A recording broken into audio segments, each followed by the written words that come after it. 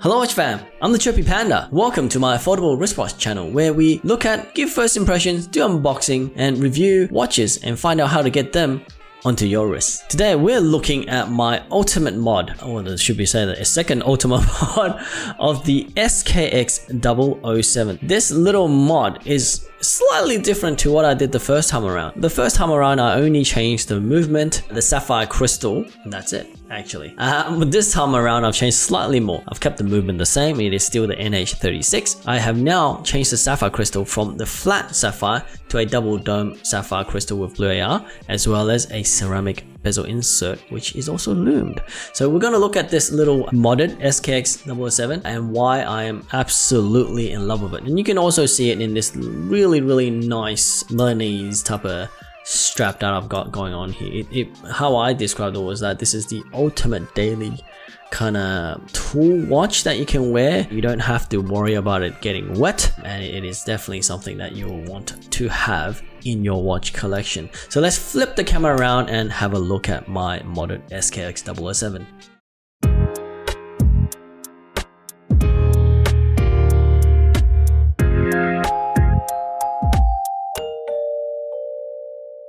Welcome back guys. So in front of me is my SKX 007 that is heavily modded with anything that I can actually think of. Well, almost anything I should say. So I still kept the dial and the hands. Having said that, everything else other than the case has changed. So let's list it one by one.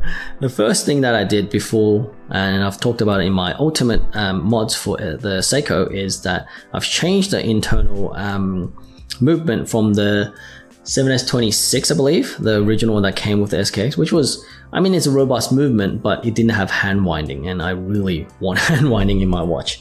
I changed it over to the NH36, I believe, which forced me to I probably would have done anyways, change my crown, because the crown with the stem was slightly different. I might as well change it according to the watch assembler. So now, as you can see, it's a signed S crown. Normally it comes with nothing, it's not signed.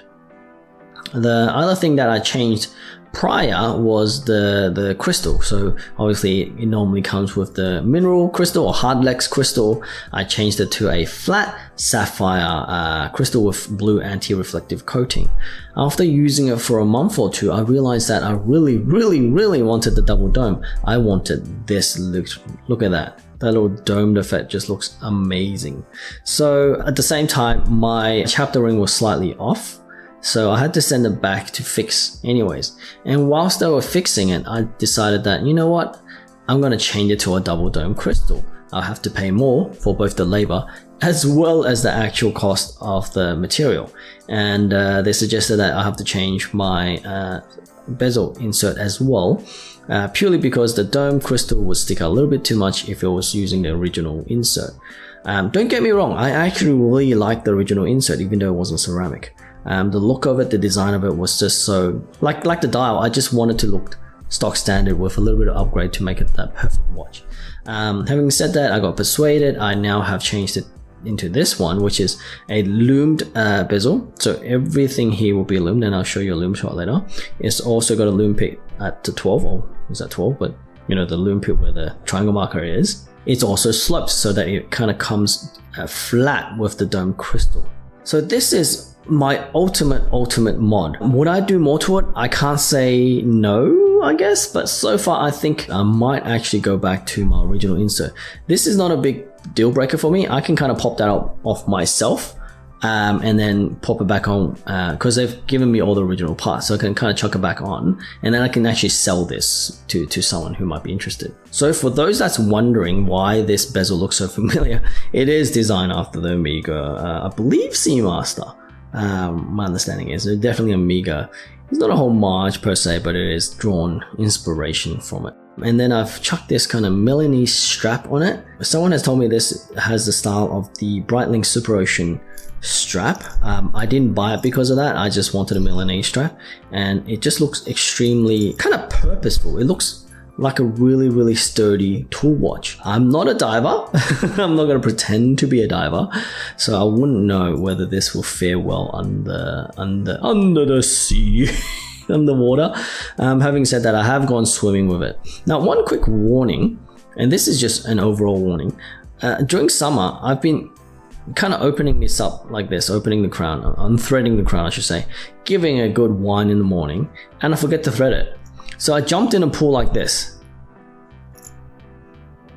with the crown unthreaded. It was such a disgrace. I'm so surprised. I'm so lucky that water didn't get inside and ruin the movement. I mean, I can change the movement, but still. So safety, what it is, a community service announcement. Remember to screw down your crowns just before you go into water. Or if anything, after you've done everything with it, it just protects it a little bit better.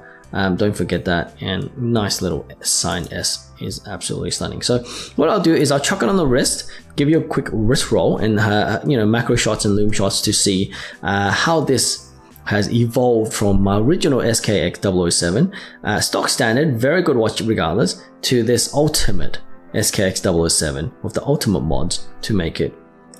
It's substantially more expensive. I've spent close to 1,000 Australian dollars on it. I'm not gonna lie. It is definitely overcapitalized. I don't believe it's worth that much, but to me, it's got sentimental value. It's one of my, well, actually, it's my first dive watch, so it means a lot to me. Let's do a quick wristwatch check.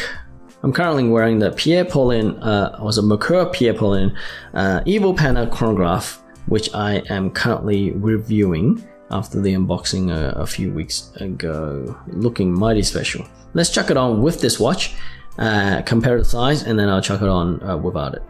Now, this is really tight because this is properly sized, but I just wanted to show you the size comparison.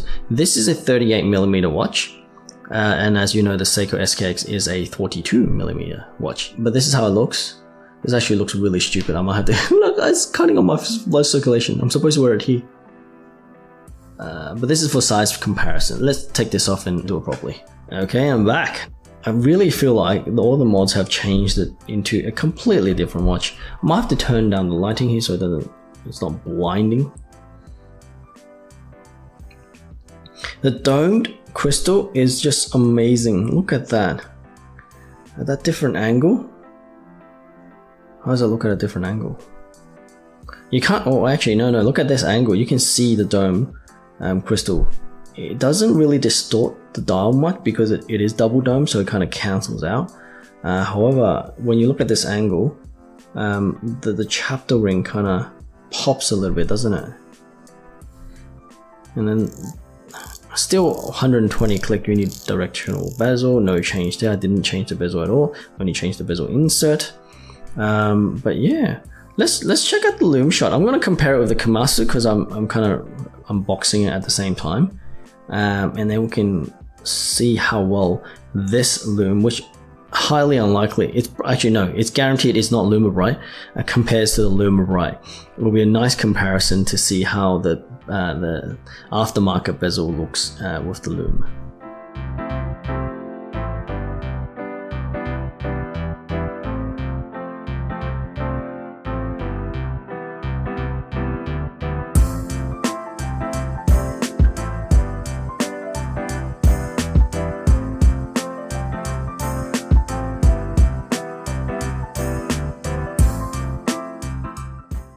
Welcome back, guys. So that was the, is that a review? It's not really a review. It's more a show and tell, isn't it? It's one of those things that you take to school and say, hey, look, I got a new watch. It's my show and tell of my beautiful, beautiful SKX 007. I guess beauty is in the eye of the beholder. How do you say that phrase? But to me, this is close to perfection. The only thing that I'm half a mind about is that ceramic bezel. Now, ceramic bezel loomed in the actual numbered area, as well as the loom pip, is great, don't get me wrong. However, I kind of feel like this is too far from the original SKX. I kind of still wanted to look like the original. I just wanted to upgrade the things that was, I guess, left out by Seiko themselves. So for example, the movement, the crystal, for example, and then obviously having ceramic bezel. But if I can have the original ceramic bezel that is not sloped, I want that dome to stand even more proud. Right now, it is more flush than before.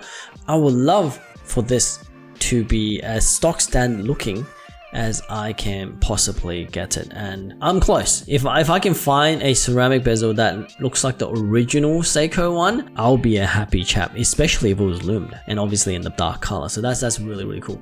Now this may or may not be the last time I'll make a video about my SKX. Who knows if I'll actually get another chance to do it, but this is definitely something I'll have in my collection. I'm never ever gonna sell this. It's just not gonna happen. I'll hand this down to my kids and they'll so on and so forth. I mean, it originally is an expensive watch. Now it's worth like at least 1,000 Australian. Okay, no, I spent at least 1,000. I don't know if it's worth 1,000. I definitely over invested. Most of it is labor. The parts doesn't cost that much. I probably should learn how to do this. Maybe I'll make a video about how to do this. Anyways, if you like my mod, if you like this watch, please hit that like button. It will definitely help this video get higher up in the algorithm, and hopefully people will see more about how to mod their watch and get more people into the hobby. And if you haven't already subscribed, consider subscribing. I'll post weekly and it'll be about topics such as this, you know, modding the SKX, reviewing different watches, unboxing different watches, and I'm bringing a lot of different brands that people may not have heard of. I'm touching into a little bit of Russian brands. Polyot is one of them, and they're coming in the mail. So, you know, hit that subscribe button if you want to check it out and keep up to date.